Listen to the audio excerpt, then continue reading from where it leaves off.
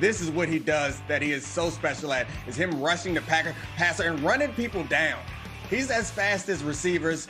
He's as strong as offensive linemen. He's as agile as running backs. Like, I do think that the biggest problem for him is figuring out where best to put him. Because if you put him somewhere, he's going to be great there, but he might have been greater somewhere else. He can be one of the best players of all time if he continues to play the way that he's playing.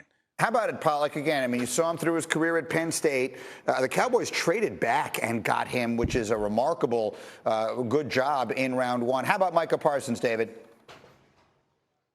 I mean, like, Dom covered everything except leap small buildings with one step, you know. I mean, I think he got everything else in there about Micah Parsons. But, like, he's unreal because of the size, the speed, but the intelligence. Like, you watch him rush the passer, like the awareness, the football intelligence, like the feel. So not only are you a freak, not only are you a grown-ass man, like, you're also a guy that can absolutely feel the game, understand what people are doing to you. So there really is nothing he can't do on the football field. Interested to see the way they continue to deploy him because he can cover, he can rush, he's got the intelligence. So I think he can be the best player in the league, definitely on the defensive side of the football this year and moving forward for a lot of years. Now, Marcus, you know basketball as well as you know football. And in basketball, they talk about a positionless game. Micah Parsons is sort of that. What is his best role? If you were the defensive coordinator, what would you have him doing? You had asked the hardest question on earth about football right now. Because I look at the premium that you put on getting after the passer, and I would go there. Like, I think Micah Parsons could be the best pass rusher in the NFL. If he was there 100% of the time, I 100% think he would lead the league in sacks. All right, so that's one thing. But then you want him on the back end. Did I drop my mic? Yeah, the mic came off. I thought you fell into a well or something. My bad. I'm here. Got you. Go. but then you would think that if you put him in the middle of the line of scrimmage at linebacker, offenses wouldn't know where he was coming from. So that's the dilemma. Dan Quinn did a great job, but I think for me, if you asking me to nail me down to put in one spot, I'm letting them get after that passer, man. Because that changes games. The sacks, the forced fumbles, the ability to disrupt, how much you have to change your protection, how much you have to change your scheme, the pressure that he's going to put on your tackles and your guards based on games that they run. I would probably put him there, man. And it's not, listen, I know this sounds crazy because we got T.J. Watt, we got Myles Garrett, we got guys that can flat out get after the quarterback. I truly believe if Micah Parsons spent 100% of the time rushing the passer, he'd lead the league in sacks.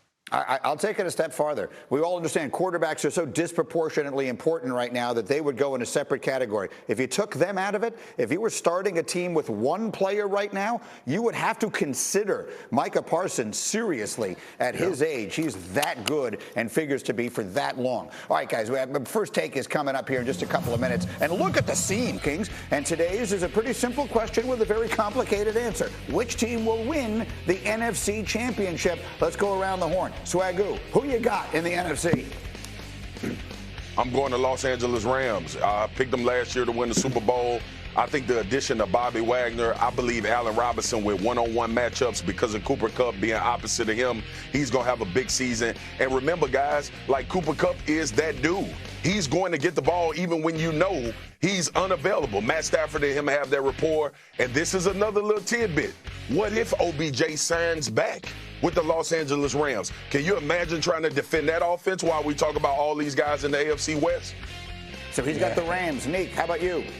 That's a good choice, and you left out two Hall of Famers on the defense, too, which matter a lot. But I'm going to go a little different. I think San Francisco is the team that's going to win the NFC. The way that this team has performed under Jimmy Garoppolo suggests to me that they are very great because they made him into a quarterback that I think other teams should want. And that defense is outstanding, too. So adding the dynamic playmaking ability of Trey Lance to the mind of Kyle Shanahan in that defense that seems to have no real holes, I think they are in line to win the NFC. All right, so it's West heavy so far. Fowler, who you got? Yeah, Neek made the argument for me, but I'm going to stay in the NFC West. San Francisco 49ers. I picked them a few weeks ago. I'm not going to come off it just yet. Even though I think the Bucs, maybe a few other teams have a better overall roster, the 49ers are built kind of like the Rams, where they have 5 or 6 superstar players, and they fill in the gaps around them. But I think their secondary has gotten better. That was an issue before. If they can just be decent in the middle of the offensive line, Trent Williams and those boys can do the rest. All right, fair enough. Look, I mean, I appreciate all the picks, but to me, it's not that complicated. Let me go back and read this again here. Is the question about getting to the Super Bowl, is Tom Brady still playing? Yes, he is. He's always the answer. So Tampa Bay is the right. Until he retires, Tom Brady in Tampa Bay is the answer. And he's got him right where they want him now. Everybody's writing him off now. What Russell Wilson is getting offered. The idea of liking a tweet talking about Walmart money, the new owners of the Broncos being able to pay Russell Wilson that type of money suggests that maybe Lamar would be interested in a contract like that, which changes everything. Because prior to this, I could understand the Baltimore Ravens and Steve Bisciotti saying just because the Browns did something somewhat unprecedented doesn't mean we have to. But I cannot for the life of me understand why they wouldn't pay him top of the market money that's not fully guaranteed, like Russell or like Patrick Mahomes or like any of these other guys who have gotten, Josh Allen, who have gotten contracts recently. So it kind of raises some questions, and it's been quiet negotiations from both sides so far. It'll be interesting to find out the details when we do. Well, let's show everybody what you're talking about. So in case anyone didn't see it, because Lamar Jackson has been very quiet coming out of there. So the only time we really hear from him has been on social media. So here's what Dominique is talking about. Marlon Humphrey tweeted, Walmart money different, meaning those are the new owners in Denver and the Russell Wilson contract extension, to which Lamar Jackson responded, to be completely honest, I had to ask a lot of people what that meant. But I guess it means I swear, like he's co-signing, right? That idea. Dominique, help me with this because I don't know that I'm using the right words to describe what that means. But basically, he's saying, yes, you're right. They've got a lot more money, and he's essentially. How would you interpret what it is he's saying there, candidly? Yeah, no, I think you nailed it right on the money right there. But to me, what it suggests is that money is different over there. They have the ability to offer and the willingness to offer and sign that type of money would suggest that Baltimore does not or has not, which is shocking to me because I thought it was about getting like over 250 guaranteed. If you can't get like 160 guaranteed, then I don't know what the Ravens are doing. They're trying to enter this season in a situation where they might be rooting against their own quarterback. Like the better he plays, the more he accomplishes the things that I suspect they all want to accomplish, the more expensive he's going to get. For the life of me, I can't understand that they're not going to sign him for something close to what Russell has received. Fair enough. So, Jeremy Fowler, my insider extraordinaire. Let me ask you the question that I think is on the minds of every Ravens fan and maybe every football fan. Yeah. What the actual heck is going on in that negotiation right now? We're 9 days from them kicking off their season. Yeah, so I've been asking around this morning. The people I talked to remain skeptical that something will get done by week 1. I'm told the Deshaun Watson deal has complicated matters for a long time because of that $230 million all guaranteed. I'm told the Ravens have tried in the last month. They've upped their offer, but it's just not quite enough. And talking to some people around the league, to Dominique's point, there's a feeling as they're trying, do they really want to try hard enough to get it done? Because they know what it would take. It would take a massive number that they're just not comfortable with right now. So this is shaping up to be a 2-year standoff. Because he's on the last year of his deal, then they would franchise tag him next year. Mike T, I mean, you're a general manager. What does that do? If this is a 2-year standoff, if he plays this season without a deal, if they franchise him next year, I understand he gets a bunch of money. What does it do? It's destabilizing because it's hard to build your team when you have a massive question mark. Are you franchising him? Is it the exclusive tag? Would somebody give multiple first-round picks? Do we draft somebody? Do we need a veteran to pair with the draft choice?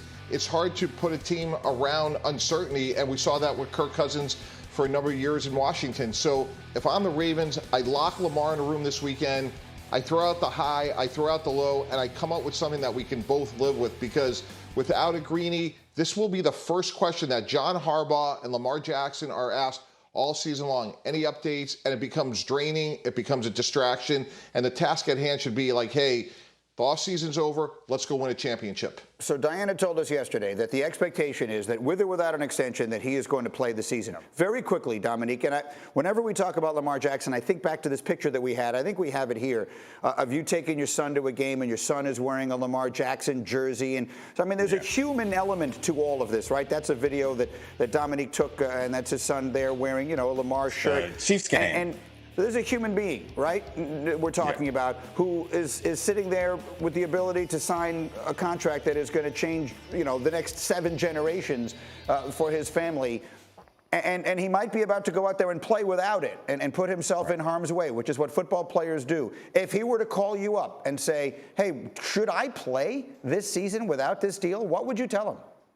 I'd say absolutely, because I think he is outstanding. And I understand that he could expose himself to some injury. But again, like we talked about in the first segment, this is a risky game, and that's part of it. You know what I think actually happens? Worst case scenario is that he has a mediocre season. Are the Ravens going to then move on? No. He's going to play the 5th year. He's going to get franchised and continue to get paid.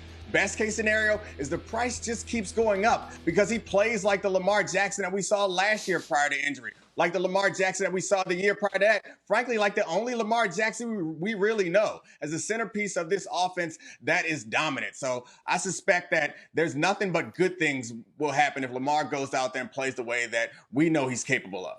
All right, starting after week 1, I certainly hope that he does. Week 1, they play the Jets. I have mixed feelings. All right, hold the football for a minute because we had a Woj bomb yesterday.